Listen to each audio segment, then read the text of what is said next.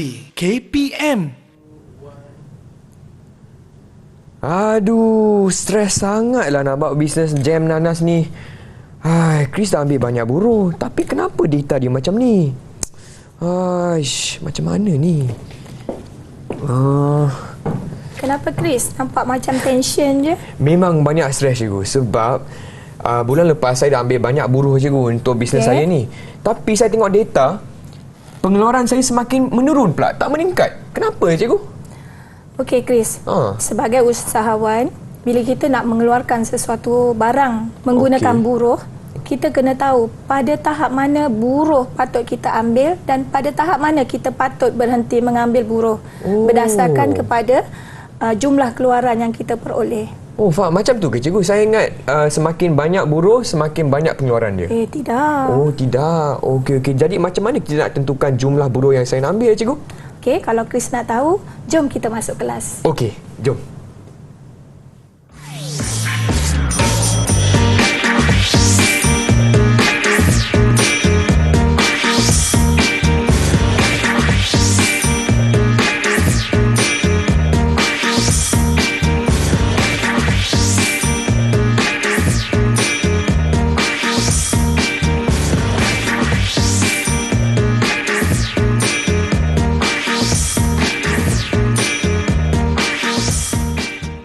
Salam sejahtera, apa khabar semua? Kembali lagi ke slot menengah atas bersama saya Chris MJ selaku pengacara anda. Dan hari ini murid-murid, kita akan belajar mata pelajaran ekonomi bersama dengan siapa? Cikgu Zainab. Apa khabar cikgu? Khabar baik Chris. Okey, terima kasih cikgu kerana sudi meluangkan masa dengan kami hari ini. Tapi sebelum kita teruskan, saya ingin ucapkan selamat datang juga kepada Cikgu Saundra Devi selaku jurubahasa isyarat kita untuk episod kali ini. Hai cikgu, terima kasih.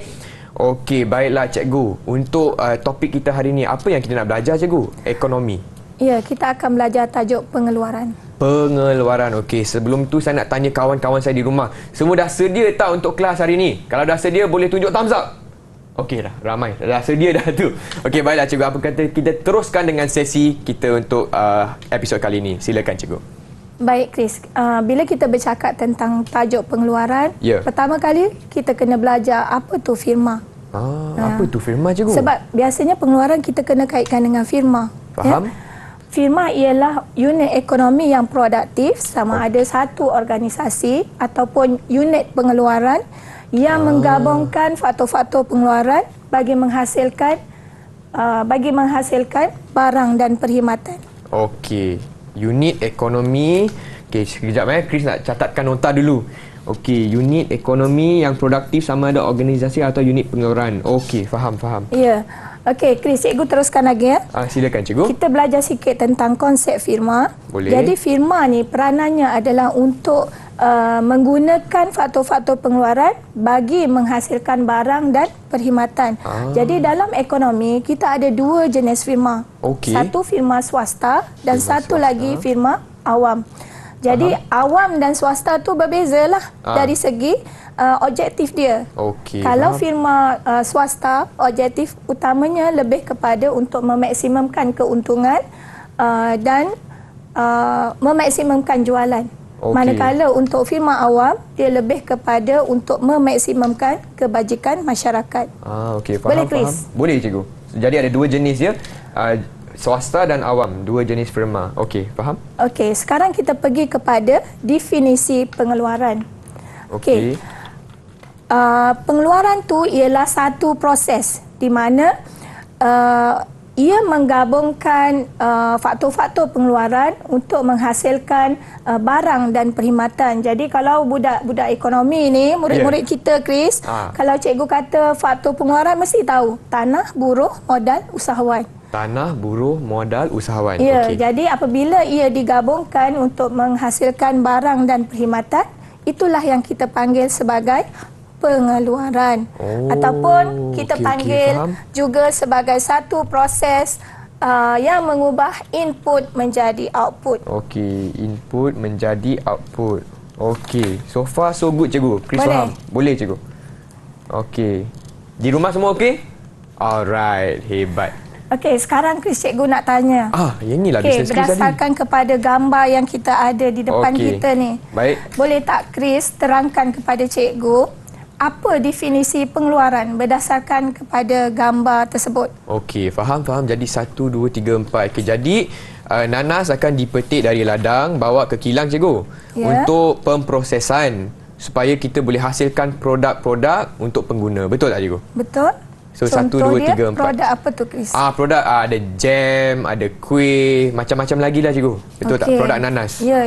Okey. Nampaknya dah faham dah. Nampaknya dah faham cikgu, tapi saya masih tak faham kenapa pengeluaran saya masih menurun cikgu. Itu kita jawab sekejap lagi. Okey, siap lagi. Tapi sekarang kita lihat definisi pengeluaran yang Chris kata tadi. Baiklah. Di mana kita nanas tadi kita petik daripada ladang nanas, kemudian nanas tu dihantar ke kilang untuk diproses. Yang mana ia menggabungkan input seperti buruh, bahan mentah dan sebagainya untuk menghasilkan produk.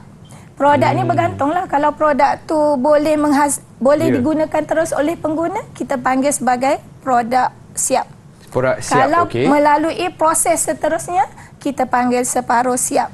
Dan tujuan untuk mengeluarkan barang tersebut tidak lain dan tidak bukan untuk memenuhi kehendak pengguna. Cikgu, jadi yang ni contoh produk separuh siap kan, sebab jam. Ya, tapi boleh juga dianggap siap kalau kita terus makan dengan betul. bergantung kepada apa keperluan pengguna. Okey, so produk siap dan ini contoh produk separuh siap. Itu separuh, itu yang siap. Tapi proses dia dari sini ke sini kan? Ya, masih ada proses. Okey, faham. Okey. Jadi Chris, dalam mendefinisikan pengeluaran tu, kita boleh katakan ia juga merupakan satu transformasi daripada input menjadi output. Input kita apa? Input kita ialah bahan mentah, buruh dan sebagainya, menghasilkan output. Output kita apa tadi? Jam nanas dan juga kuih. Betul. Okey, boleh Chris? Boleh cikgu. Okey, tadi kita dah sebut tentang input. Jadi kita nak bagi tahu kepada murid-murid kita di rumah Chris, apa yang dikatakan sebagai input.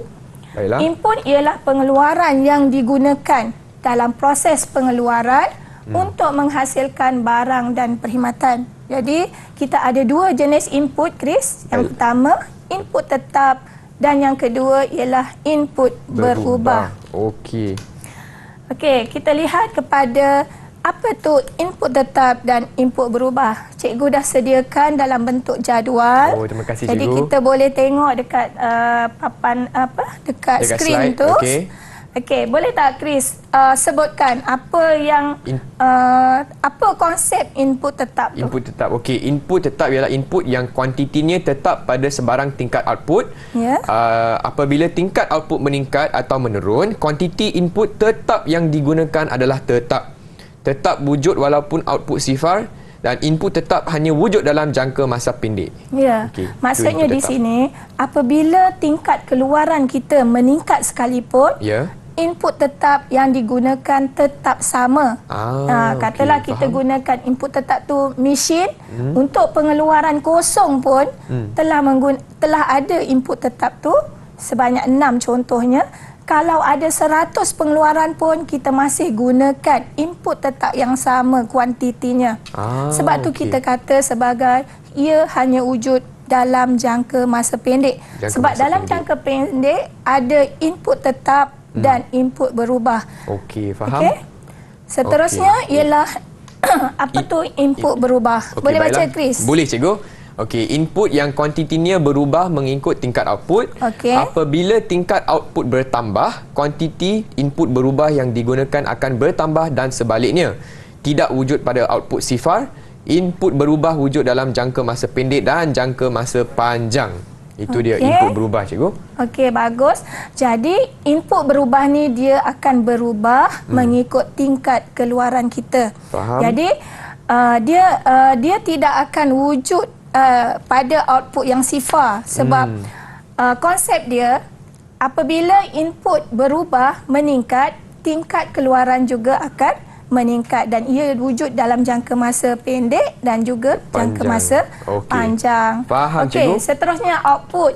output ialah barang atau perkhidmatan yang dihasilkan dalam proses pengeluaran.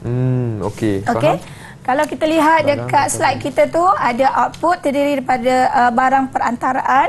Barang perantaraan maksudnya input yang digunakan untuk proses seterusnya. Ya, manakala untuk barang akhir ialah barang yang boleh terus digunakan tanpa memerlukan proses seterusnya. Okey.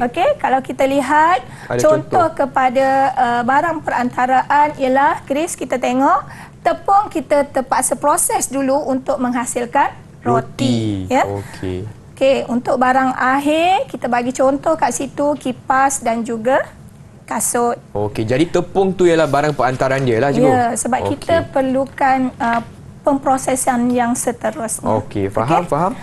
Okey. Seterusnya kita lihat kepada jadual kombinasi penggunaan input tetap dan input berubah. Berdasarkan kepada jadual tersebut, kita lihat contoh output ialah pakaian kat sini.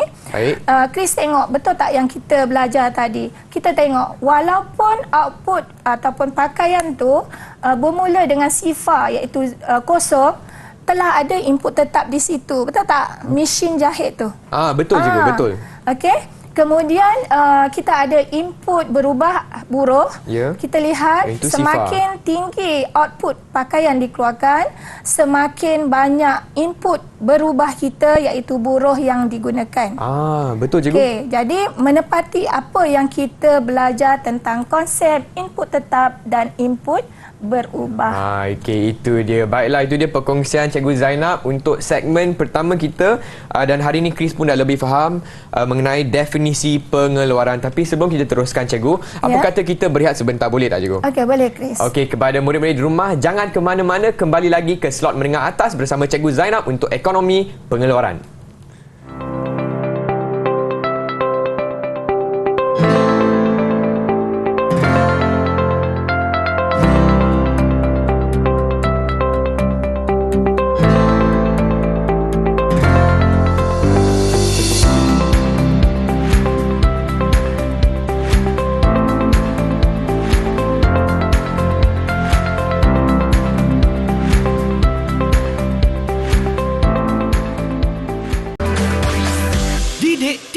KPM. Apa khabar semua? Saya Chris MJ, temankan anda di slot menengah atas untuk mata pelajaran kita hari ini iaitu Ekonomi Tingkatan 4 dengan topik kita iaitu pengeluaran. Dan hari ini kita bersama dengan Cikgu Zainab dan juga Cikgu Saundra Devi selaku jurubahasa isyarat kita. Baiklah Cikgu, untuk segmen seterusnya apakah fokus kita Cikgu? Silakan. Okey, untuk segmen seterusnya Chris, kita akan belajar tentang jangka masa pengeluaran. Okey, boleh ambil nota sikit? Okey, ambil nota sikit. Murid-murid semua dah ready dah sedia? Okey. Jangka masa pengeluaran dalam ekonomi ni Chris, kita bukan melihat pada tahun-tahun tertentu. Tapi kita berdasarkan kepada bagaimana keupayaan firma itu boleh mengubah kuantiti input tetap dia. Okey, baiklah. Dari segi itulah. Jadi, jangka masa pengeluaran dalam ekonomi kita bahagikan kepada dua. Satu, jangka masa pendek dan jangka masa panjang. Okey. Kita lihat dalam slide kita tu. Okey. Chris nak baca yang mana satu? Okey, Chris boleh baca jangka masa pendek dulu cikgu? Okey, boleh. Okey.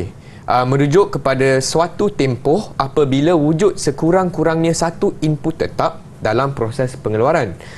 Terdapat input tetap dan input berubah, dan akhir sekali perubahan output disebabkan oleh perubahan dalam input berubah. Itu dia jangka masa pendek cikgu. Okey, bagus.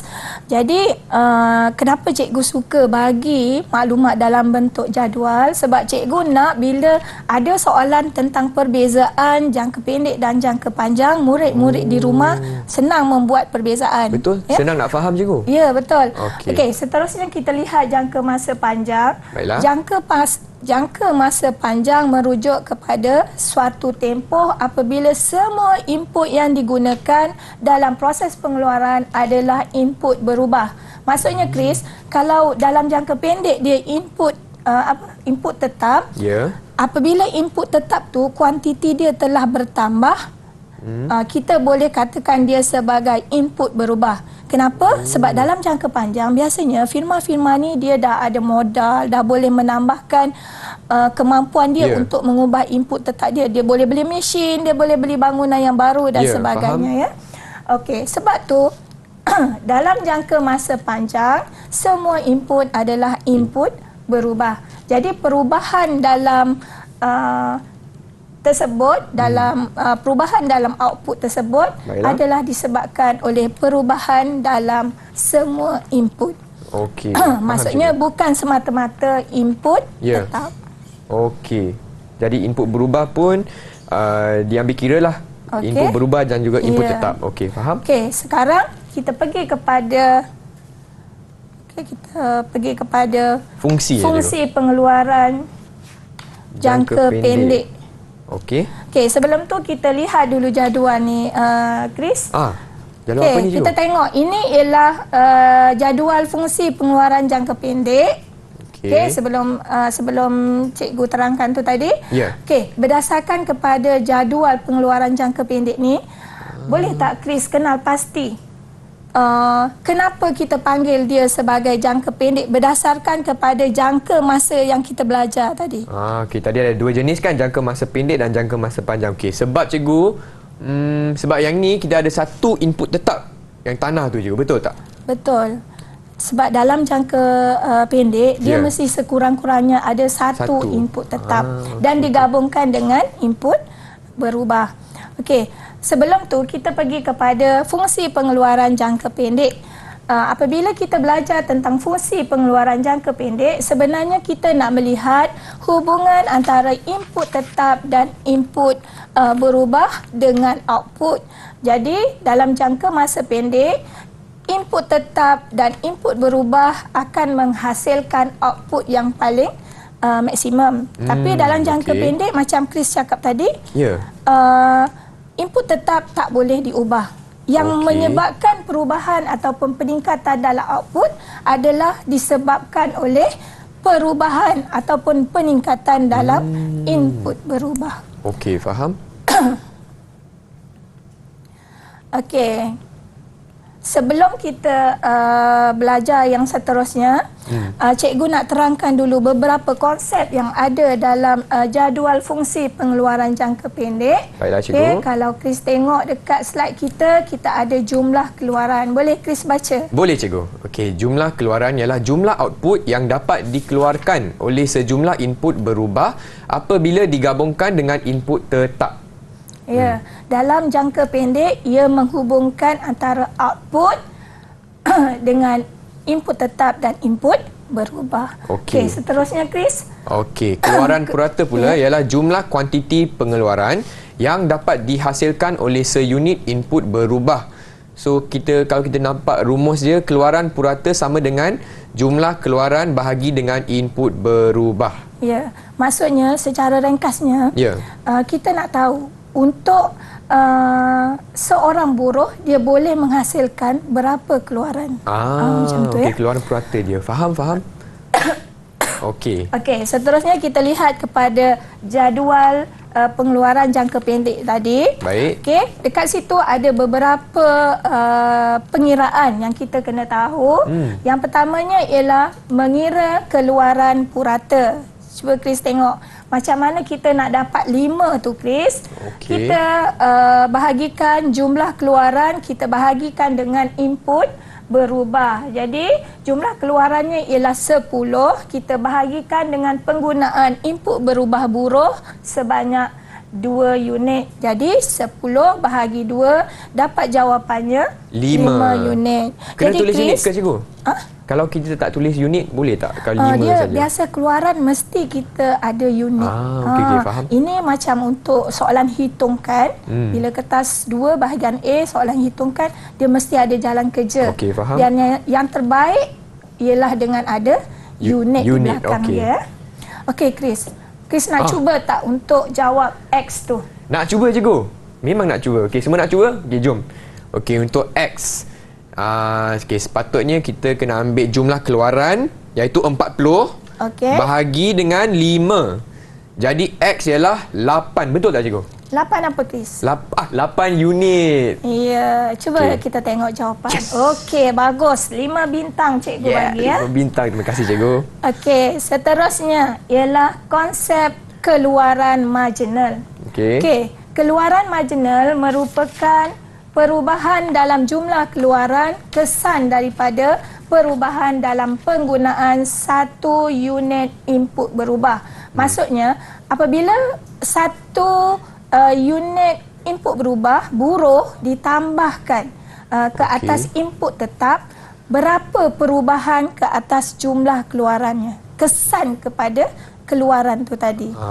Jadi kita pun ada rumus untuk keluaran marginal. Kalau sebelum ni kita panggil keluaran sud, boleh je kita jawab sud pun ya. Jadi keluaran marginal sama dengan perubahan jumlah keluaran ataupun perubahan total produk TP itu kita bahagikan dengan perubahan input berubah ya. Biasanya kita gunakan label L tu stand for merujuk kepada label. Cikgu, saya nak tanya, SUT tu apa cikgu? SUT? Marginal. Okey. Sekarang kita buku-buku teks pun dah gunakan marginal. Marginal Boleh je kalau nak gunakan SUT pun. Okey. Samalah cikgu. Sama. Okey, faham? Okey, dia pun ada pengiraan juga. Macam mana kita nak mengira keluaran marginal?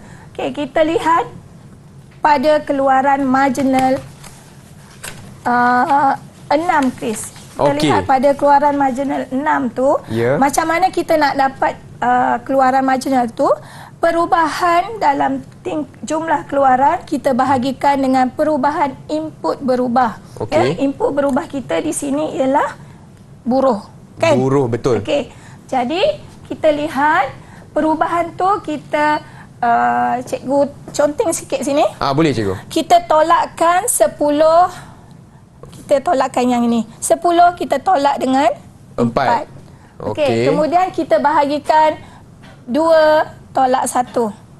2 tolak 1. Faham. Jadi jawapannya berapa? 6 bahagi dengan 1, 6 unit cikgu. Okey. Walaupun kita nampak perbezaannya 1, tapi kita dari segi jalan kerja tu kita tetap kena buat. Faham cikgu? Faham. Sebab kadang-kadang dia bukan 1, mungkin ada figure yang lain kan. Okey, betul. Jadi ini cara bagaimana kita nak mengira keluaran marginal. Okey, seterusnya Chris, nak cuba buat tak? Nak cuba cikgu. Cikgu nak anak-anak murid kita di rumah pun boleh cuba sekali ya. Baiklah. Okey, semua boleh bantu Abang Chris juga ya. Okey, untuk cari X ya cikgu. Okey, jadi kita kena ambil perubahan jumlah keluaran 40. Jadi 40 tolak dengan 36. Okey, kita akan dapat 4. Okey, selepas tu kita bahagikan 5 tolak dengan 4. 1. Jadi Chris dapat 4 unit cikgu. X ialah 4 unit. Betul ke tidak? Okey, kita tengok jawapan dia ya. Okey, memang cemerlang Chris. Yes, memang cemerlang. Nampaknya Chris pun dah faham lah ya. Ya, faham cikgu. Okey, senang je kan. Siapa kata ekonomi susah? Siapa kata ekonomi susah? Saya pun dah tahu. Tapi memang senang cikgu, senang. Kan? Okey, kita pergi seterusnya Chris. Okey, kita akan menjelaskan secara deskriptif tentang jadual fungsi pengeluaran jangka pendek ni. Kalau kita lihat kat sini, memang macam Chris bagi tahu tadi, kenapa kita panggil jangka pendek, sebab ada satu input tetap. Yes, bagus. Okey. Jadi sekarang kita akan membuat hubungan antara input berubah iaitu buruh dengan jumlah keluaran purata dan keluaran marginal. Baik, kalau kita lihat di dalam jadual tu, hubungan antara input berubah kita iaitu buruh, apabila buruh ditambah daripada 0 hingga kepada 7, kita lihat jumlah keluaran kita semakin meningkat sehingga mencapai maksimum. Betul tak Chris? Betul cikgu.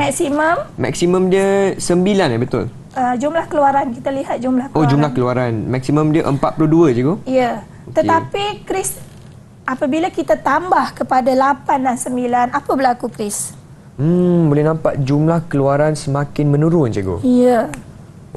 Maksudnya selepas buruh yang ke-7, apabila kita tambah lagi buruh, jumlah keluaran akan berkurang. Sama tak dengan situasi yang Sama, sedang cikgu. Chris hadapi? Betul. Jadi Okey. yang inilah saya kena tumpukan perhatian ni. Ya, yang ini Okey. Chris kena tumpukan perhatian. Macam mana kita Faham. nak menyelesaikan masalah Chris tadi. Okey. Sekarang cikgu nak minta Chris Ya. buat hubungan antara input berubah Okey, dengan keluaran. keluaran purata. Okey, baiklah. Kalau kita tengok di sini, input berubah meningkat. Semakin input berubah meningkat, keluaran purata meningkat sehingga mencapai maksimum Okey, pada bagus. buruh keempat. Iaitu 9, betul tak cikgu? 9 betul. Okey, dan kita boleh nampak apabila buruh ditambah lagi, keluaran purata semakin menurun cikgu.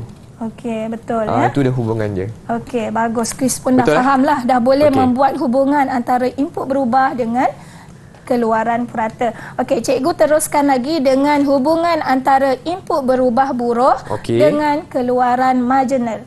Faham. Okey, apabila input berubah ditambah, Ya. okey, kita lihat keluaran marginal akan meningkat dan mencapai maksimum pada buruh yang keempat sebanyak 12 unit. Okey. Kemudian selepas buruh yang keempat, apabila ditambah lagi, keluaran marginal kita akan berkurang sehingga mencapai sifar pada buruh yang ke-7. Dan akhirnya apabila input berubah ditambah lagi, selepas buruh yang ke-7, keluaran marginal kita semakin menurun sehingga mencapai negatif. Cikgu ada soalan cikgu. Okey. Bukan maksimum dia di buruh ketiga ke? Yang 14 tu. Oh, Betul nampak tak? Okey. Ini yang Cikgu tadi murid testing ni kan? yang cikgu nak Ah, lihat. okey. So- Sentiasa peka kan? Betul cikgu. Okey. Jadi ketiga kan, buruh ketiga tu. Jadi keluaran marginal maksimum pada buruh yang Ketiga. ketiga. Jadi Okey, selepas baik. buruh ketiga, apabila kita tambah, dia menjadi semakin menurun. Okey, tak? faham. Betul Okey, cikgu. Kita balik kepada persoalan dengan masalah Chris tadi. Ya. Okey, macam mana Chris nak menentukan pada tahap mana Chris patut berhenti mengambil buruh? Maaf, kita tengok pada keluaran yang paling maksimum. Berapa Chris?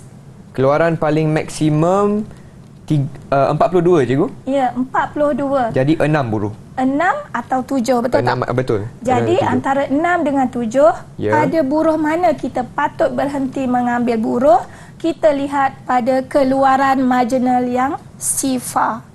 Okey, faham. Jadi buruh ke-7 lah cikgu. Kita Ya. berhenti di sana.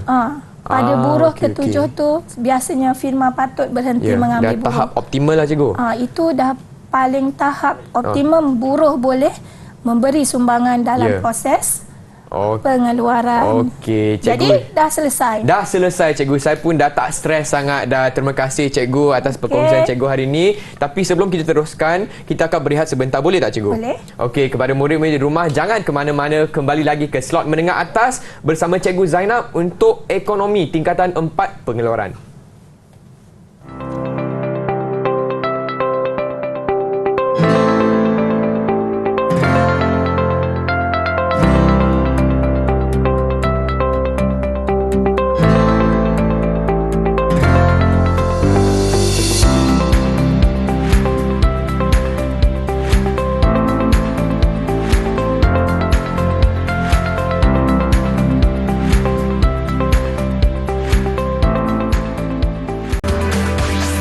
Didik TV KPM.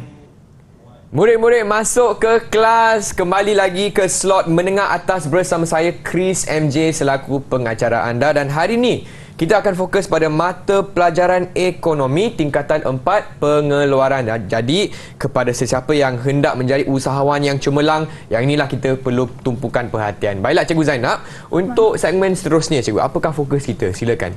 Okey, kita dah belajar tadi Chris. Ya. Tadi cikgu nak uji. Okey. Okey, kita ada sedikit ujian ya. Jadi kita lihat kepada soalan contoh ni. Okey. Okey. Soalan ni biasa keluar Chris dalam SPM. Dia memang sangat popular lah kalau Ya. untuk tajuk pengeluaran ni. Yang ni Okey? kertas 1, kertas 2? Ini biasanya ada, boleh jadi kertas 1 pun, okey. boleh jadi kertas 2. Tapi untuk yang sekarang ni kita akan fokus kepada kertas 2. Okey. Okey, kita lihat kepada soalan dia Chris. jadual di bawah berkaitan dengan fungsi pengeluaran jangka pendek. Sekali lagi cikgu tanya Chris, kenapa kita panggil jangka pendek? Sebab ada satu input tetap, cikgu. Ya, bagus. Okey, kita lihat kepada soalan tu, dia dah sediakan jadual, ada input tetap, ada input berubah, ada keluaran, jumlah keluaran, keluaran purata dan keluaran marginal. Okey, jadi soalan 1. Hitungkan nilai P dan Q 4 markah. Biasa kalau dalam kertas 2 bahagian A, kalau ada perkataan hitungkan, cikgu biasa ajar anak-anak murid kita kena gariskan lah. Sebab hitungkan tu biasanya ada markah untuk jalan kerja. Oh, okey, faham. Jadi soalan ni ada 2 markah, cikgu? Ada 4 markah. Oh, 4 markah. Okey, 4 markah. Okey, maksudnya 2 markah untuk nilai P dan 2 markah untuk Q. Chris nak buat yang mana satu? Okey, Chris nak buat nilai P lah, cikgu. Boleh? Okey, boleh. Okey, keluaran purata sama dengan jumlah keluaran bahagi dengan input berubah. Okey. Jadi, kalau kita nampak di sini, jumlah keluaran dia 480. Lepas tu bahagi dengan input berubah, iaitu 4. Jadi, P ialah 120 unit. Okey. Betul tak, cikgu? Okey, memang cemerlang lah. Yes! Ya?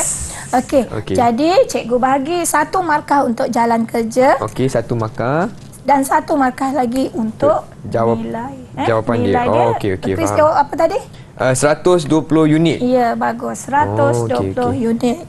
Ya, jadi ada jalan kerja, ada jawapan akhir. Jadi, dapat 2 markah. Okey, nak buat lagi ke yang Q tu? Nak buat, cikgu. Nak dapat lebih markah. Okey. Cuba buat. Okey, untuk nilai Q pula, keluaran marginal sama dengan perubahan jumlah keluaran bahagi dengan perubahan input berubah.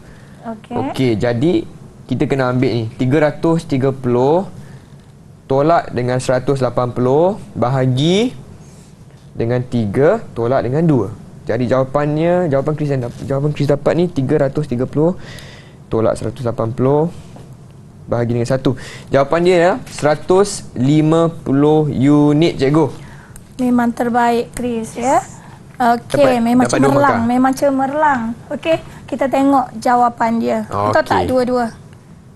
Nilai P. Okey, nilai P betul tadi 120 unit. Kemudian kita ada nilai Q 150 unit. Okay, yes! Bagus. Terima kasih, cikgu. Okey, dah 4 markah. Okey, 4 markah ya. Okey, sekarang kita lihat kepada soalan yang kedua. Okey, soalan ni Chris rasa senang ke susah? Nampak macam susah lah, cikgu. Ya ke? Ada 3 subtopik kat sana, 3 soalan sana. Buruh 0 sampai 3, buruh 3 sampai 4. Okey ya. Kalau kita dia sebenarnya soalan macam ni dia ada 2 cara. 2 cara, okey. Dia ada 2 bentuk biasa soalan akan ditanya. Okey, macam soalan yang ada dalam slide ni, dia dah ada julat buruh tu. Maksudnya dia dah bagi siap-siap berapa julat buruh tu. Buruh 0 hingga 3. Kadang-kadang dalam exam tak diberi. Oh, faham. Jadi lebih kita susah sikit. bila kita jawab, kita kena tengok pada kehendak soalan. Okey, cikgu. Tapi jangan susah hati. Okey, kita lihat soalan dia. Baik, jelaskan hubungan antara buruh dengan keluaran purata dan keluaran marginal. Jadi kita gariskan hubungan antara buruh, kemudian keluaran purata dan keluaran marginal. Okey, sebab dekat sini pun ada jumlah keluaran. Jadi kita tak nak buat hubungan tu. Dalam soalan dia tak nak minta jumlah keluaran. Faham? Jadi seterusnya kita pergi kepada soalan A. Buruh 0 hingga 3. Okey, apa kita buat, Chris? Biasa cikgu ajar anak-anak murid, apabila dapat soalan macam ni, kita buat kaedah yang paling senang sekali. Okey. Kita gariskan. Gariskan daripada julat buruh 0 hingga 3, kita gariskan di bawah 3 tu. Okey, kemudian kita tandakan. Okey. Kita lihat keluaran purata. Chris tengok meningkat ke menurun? Dia semakin meningkat, cikgu. Okey, jadi kita buat anak panah meningkat. Oh, okey, faham. Kemudian kita lihat pada keluaran marginal dia meningkat ke menurun? Semakin meningkat je. Semakin meningkat. Kemudian satu lagi teknik ialah bila kita belajar tajuk keluaran, kebiasaan firma akan mencari keluaran yang paling maksimum. Jadi dalam julat tu, rasa-rasa Chris ada tak yang maksimum? Ada cikgu. Untuk keluaran purata je. Untuk keluaran purata maksimum ke? Maksimum dia 110? Bukan? Oh, bukan. Okey, kita lihat kepada keluaran marginal dia. Oh, okey. Berapa maksimum? 150 cikgu. Okey, bagus. Sekarang kita bulatkan. Oh. Okey, bulatkan untuk 150. Jadi sekarang kita boleh jawab. Cikgu, tunjuk dulu macam mana kita nak menjawab untuk A. Okey. Kita menjawab keluaran purata meningkat, keluaran marginal meningkat, dapat 2 markah dah. Okey, kemudian kita sebut lagi keluaran marginal maksimum pada buruh ketiga. Oh, okey. Jadi kita dapat di situ 3 markah, maksimum 2 markah. Faham. Jadi lebih senanglah selepas kita dah label jadual tu cikgu. Ya, kita dah buat macam ni. Senang nak nampak. Senang nak nampak dan tak akan membuat kesilapan. Okey, faham. Okey, sekarang kita pergi kepada B. B. Julat buruh dia ialah 3 hingga 4. Jadi kita gariskan. Gariskan. Okey. Kemudian 3 hingga 4. Garisan warna kuning tu. Okey, cuba Chris tengok apa berlaku pada keluaran purata. Keluaran purata meningkat cikgu. Keluaran purata meningkat. 110 meningkat ke 120. Selepas tu untuk keluaran marginal pula dia menurun. Okey, keluaran marginal menurun. Kemudian kita lihat ada tak yang tanda maksimum kat situ untuk keluaran purata. Maksimum dalam range tersebut. Ada 120 cikgu. Okey, 120. Kita bulatkan. Okey, macam tu. Sekarang Chris dah boleh jawab. Okey, jadi keluaran purata meningkat. Okey. Keluaran marginal menurun. Okey. Dan keluaran purata maksimum pada buruh keempat. Betul ke cikgu? Ya. Iaitu berapa? Iaitu 120. Okey, 120 unit. Ya, memang terbaiklah. Okey, jadi Chris pun dah fahamlah macam mana kita nak membuat hubungan antara buruh dengan keluaran purata dan keluaran marginal. Okey, sekarang kita cuba pada soalan C. Buruh 4 hingga 7. Jadi kita sekali lagi kita buat garisan tu. Okey, garisan pink garisan warna apa tu? Merah jambu. Merah jambu. Okey. Okey, apa berlaku pada keluaran purata? Okey, keluaran purata semakin menurun cikgu. Okey, kita buat anak panah, keluaran purata menurun. Lepas tu, tengok pada keluaran marginal. Okey, keluaran marginal pula semakin menurun juga. Okey, bagus. Kita buat anak panah menurun. Okey. Sekarang kita boleh jawab. Okey, Chris nak jawab boleh? Boleh. Okey, jadi untuk buruh 4 hingga buruh 7, keluaran purata menurun dan keluaran marginal menurun sehingga mencapai sifar pada buruh ke-7. Ya. Yang tu minimum lah cikgu. Okey, itu tapi untuk keluaran marginal kita tak sebut tak minimum. Dia sifar. Ya. Okey, jadi Chris dah faham kan? Faham macam cikgu. mana kita nak menjelaskan hubungan antara buruh dengan keluaran purata dan keluaran marginal. Jadi kita lihat keseluruhan jawapan untuk soalan tadi Chris. Kalau kita lihat dekat situ buruh 0 hingga 3 tak ada markah lah untuk buruh 0 hingga 3 sebab julat tu dah diberi. Faham? Okey. Kemudian kita lihat keluaran purata meningkat, keluaran marginal meningkat, keluaran marginal maksimum pada buruh ketiga. Okey, kemudian yang ini 2 markah. Okey. Yang ini ada 3 tapi maksimum 2 markah. Okey, kemudian kita lihat pada buruh 3 hingga 4, keluaran purata meningkat, keluaran marginal menurun, kemudian keluaran purata maksimum pada buruh keempat. Yes, betul. Kemudian yang ini sebab kita dah jawab tadi, kalau kita tak buat pun tak apa. Yang bawah sekali tu, keluaran marginal maksimum pada buruh ketiga. Okey, akhir sekali pada buruh 4 hingga 7, keluaran purata menurun, keluaran purata maksimum pada buruh keempat, kemudian keluaran marginal menurun sehingga mencapai sifar pada buruh ke-7. Okey. Yes, nampaknya Chris dah jawab semua dengan betul, cikgu. Jadi, berapa markah yang cikgu nak beri Chris untuk aktiviti untuk soalan ni? Markah penuh lah. Markah Tak ada pilihan. Memang bagus. Yes, terima kasih cikgu. Baiklah, kita akan berehat sebentar sebelum kita teruskan. Boleh cikgu? Okey, boleh. Okey, kepada murid di rumah, jangan ke mana-mana. Kembali lagi ke slot menengah atas untuk ekonomi pengeluaran. Jumpa selepas ini.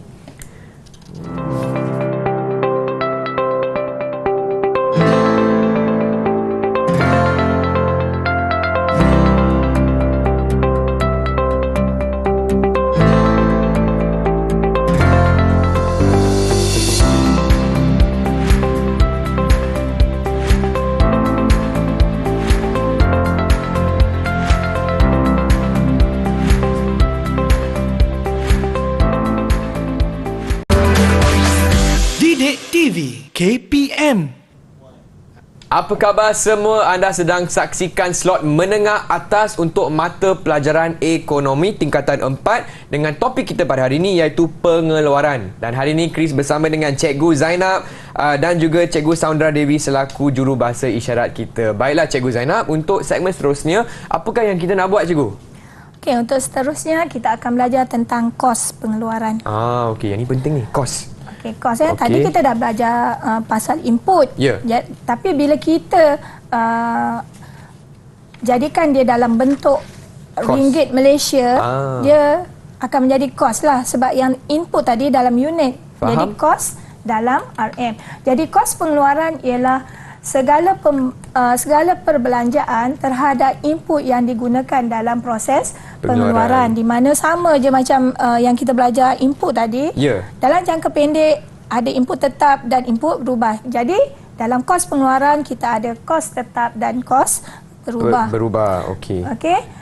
Jadi ini ialah jadual kos pengeluaran jangka pendek sebuah firma. Masih dalam jangka pendek. Ya. Kerana apa, Chris? Kerana ada kos tetap, betul Ya, tak? betul. Okey, Sebab okey. ada kos tetap Okey. sekurang-kurangnya Satu. satu ya. Jadi sama ya, kita ada kos tetap, kos berubah, jumlah kos, kos purata dan kos marginal. Tapi sebelum tu kita akan belajar dulu konsep-konsep kos tersebut. Okey. Okey, Chris, kita lihat dalam slide kita. Okey, Okey. cuba Chris baca ya. Okey, boleh cikgu? Kos tetap. Kos tetap ialah bayaran yang dilakukan oleh firma terhadap penggunaan input-input tetap dalam proses pengeluaran. Sebagai contoh, bayaran sewa bangunan. Dan kos tetap hanya wujud dalam jangka masa pendek dan wujud walaupun output sifar. Secara rumusnya, kos tetap sama dengan harga input tetap darab dengan kuantiti input tetap. Ya, kalau dalam input tetap, kita ada bangunan, kita ada tanah. Jadi, bila jadi kos tetap, kita katakan bayaran kepada sewa tanah. Sewa. Okey, Ya? faham. Okey, seterusnya ialah kos berubah. Jadi, Okey. kos berubah ialah bayaran yang dilakukan oleh firma terhadap input-input berubah dalam pengeluaran. Jadi, contohnya ialah upah buruh. Kalau input berubah tadi buruh, Ya. jadi kos berubah ialah upah Upah buruh. buruh. Okey. Dan dia berhubung secara langsung dengan perubahan tingkat output. Kita tengok rumus dia, Chris. Kos berubah sama dengan harga input berubah. Kita darab dengan kuantiti input berubah. Okey, faham? Seterusnya ialah jumlah kos. Tadi kita dah ada kos tetap dan kos berubah. Jadi jumlah kos ialah kos tetap kita tambah dengan jumlah kos berubah. Okey, faham, Jadi cikgu? jumlah kos ni merujuk kepada kesemua jenis kos yang digunakan dalam proses pengeluaran. Okey. Okey, Chris, Baiklah. sekali lagi kita ada macam mana kita nak menghitung jumlah kos ya. Okey. Okey, kalau kita lihat pada slide kita. Ya. Okey, macam mana kita nak dapat jumlah kos 150 ialah dengan menjumlahkan kos tetap kita tambah dengan kos berubah. Jadi RM 100 kita tambah dengan RM 50. Jadi jawapannya RM150. RM50. Okey, senang kan Chris? Senang cikgu. Okey, cuba Chris buat Okey. yang X tu. Untuk X Okey, kalau untuk X kos tetap ialah RM100 campur dengan kos berubah RM160. Jadi X ialah RM260. Okey, kita lihat jawapannya. Ya, memang terbaiklah Chris. Terima kasih, cikgu. Okey. Okey. Okey, seterusnya Chris, kita lihat kepada kos purata. Baiklah. Kos purata merujuk kepada kos seunit output kos untuk seunit output. Jadi rumus dia, jumlah kos kita bahagikan dengan jumlah output. Kita lihat hitungan ringkas ni, macam mana kita nak dapat kos purata. Jumlah kos bahagi dengan jumlah output. Jadi kita dapat, macam mana kita dapat RM65 tu? 260 bahagi dengan 4. Ya. Okey. Jadi dapat jawapannya RM65. Okey, Chris nak buat soalan Nak X buat tu? cikgu, nak buat. Okey. So jumlah kos bahagi dengan jumlah output. Chris akan dapat 295 bahagi dengan 5. 295 divided by 5. Jawapan dia ialah RM59, cikgu. Okey, semak jawapan pada slide. Yes. Betul tak? Okey, betul Okey, ya. betul. Okey, dah faham nampaknya. Kita beralih kepada cost marginal. Okey. Jadi cost marginal ni sama tadi macam kita ada jumpa marginal tadi kan, keluaran marginal. Tapi yang ni lain sikit. Ya. Cost marginal merujuk kepada perubahan dalam jumlah kos kesan daripada perubahan dalam seunit output. Jadi dia punya rumus ialah perubahan dalam jumlah kos ataupun TC itu, total cost, bahagi dengan perubahan dalam jumlah output. Ya, ataupun kita boleh guna juga rumus perubahan dalam kos berubah, kita bahagi dengan perubahan dalam jumlah output. Okey, kita lihat pada slide ni. Okey, macam mana kita dapat kos marginal 45, sama macam tadi, kita bahagikan dengan perubahan TC, jumlah kos. Yang bawah ni kita tolak yang atas ni, 195, kita tolak dengan 150. Okey, kemudian kita bahagikan dengan perubahan jumlah output. 2 kita tolak dengan 1. Okey, dapat jawapannya RM45. Okey, faham? Okey, Chris nak cuba X? Nak cuba cikgu? Okey. Untuk X, perubahan jumlah kos ialah 260 tolak dengan 230 bahagi dengan perubahan jumlah output, iaitu 4 tolak 3 dari 1. Jawapan dia ialah RM30, cikgu. RM30. Betul tak, cikgu? Allah, memang bagus. Terbaik ya. Terima kasih, cikgu. Okey, sekarang Chris, kita dah tahu macam mana kita nak mengira jumlah kos, macam mana kita nak mengira kos purata, macam mana kita nak mengira kos marginal. Sekarang kita nak menjelaskan jadual ni secara deskriptif tentang kos pengeluaran jangka pendek. Jadi kita nak melihat hubungan antara jumlah output dengan kos-kos tersebut. Okey, boleh Chris? Okey, cikgu buat satu. Okey. Cikgu nak melihat hubungan antara jumlah output dengan jumlah kos tetap. Okey, faham. Okey. Kalau kita lihat pada jadual tersebut, apabila jumlah output meningkat daripada 0 hingga 8, Chris tengok apa berlaku pada kos tetap. Kos tetap tidak berubah. Ya, kos tetap tidak berubah, tetap sama sebanyak RM100 kan? Okey. Maksudnya semakin tinggi tingkat output, kos tetap kita statik, ya. Okey, faham. Okey, sekarang kita lihat pada kos berubah. Chris nak cuba? Nak cuba, cikgu. Semakin meningkat jumlah output, semakin meningkat kos berubah. Betul tak, cikgu? Ya, betul ya. Okey, kita lihat kepada jumlah kos. Sama, kalau kos berubah semakin meningkat, maksudnya jumlah kos kita semakin meningkat apabila output meningkat. Okey, faham. Kemudian kita lihat kepada kos purata. Kita lihat pada kos purata, apabila jumlah output meningkat, kita lihat kos purata kita semakin berkurang. Betul tak, Chris? Betul, cikgu. Berkurang sehingga output ke berapa tu? Output ke 6, cikgu. Bagus. Kemudian Chris nampak tak? Apabila kita tambah lagi jumlah output tu, kos purata akan meningkat semula. Jadi bila kita belajar tentang kos, biasanya firma akan mengambil kos yang paling Minimum ke maksimum? Paling minimum. Ya, bagus. Minimum. Jadi kos yang paling minimum untuk kos purata pada output ke berapa? Ke-6 cikgu.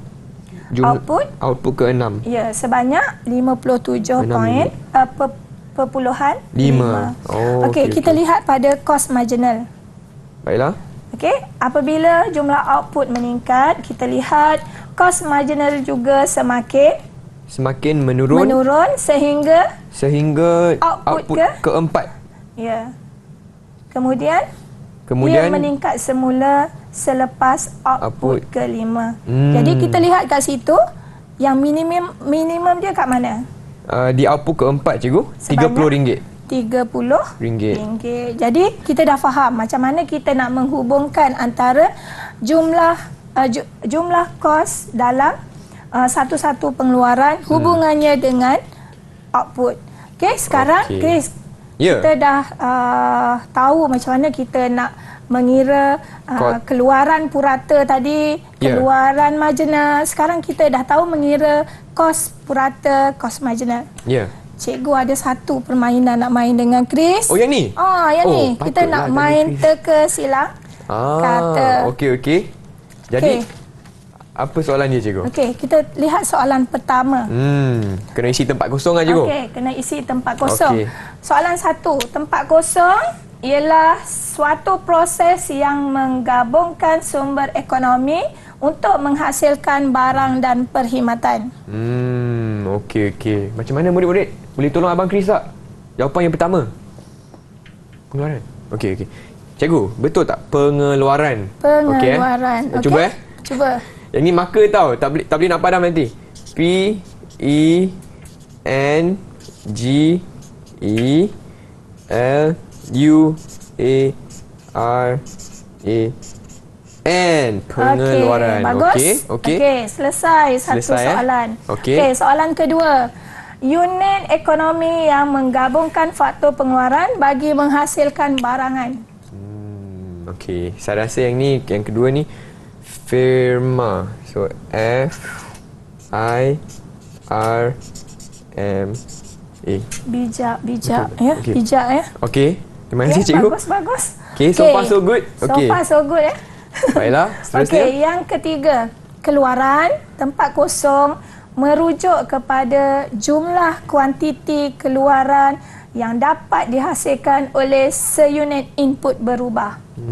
Keluaran apa tadi? 4, 5, 6. Keluaran purata ke cikgu? P U R A T A. Okey, cemerlang. Okey. Kemudian soalan keberapa seterusnya? Soalan keempat juga. Okey, keempat. Faktor pengeluaran yang digunakan dalam proses pengeluaran. Pengeluaran. Faktor pengeluaran yang digunakan. So, confirm output lah cikgu. Bukan faktor pengeluaran.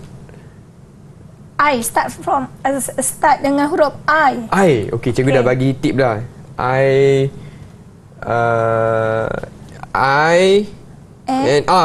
Bukan output, input. Okey. Kemudian soalan yang kelima. Baiklah. Tempat kosong, yang ni mesti tahu. Tempat kosong ialah barang atau perkhidmatan yang dihasilkan dalam proses pengeluaran. Yang ni baru output cikgu. Okey. A U T P U T. Okey, betul. Okey, lagi satu akhir sekali. Okey.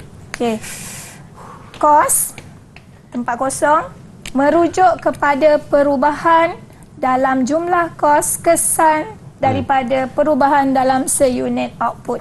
Ini kos margin? Bukan.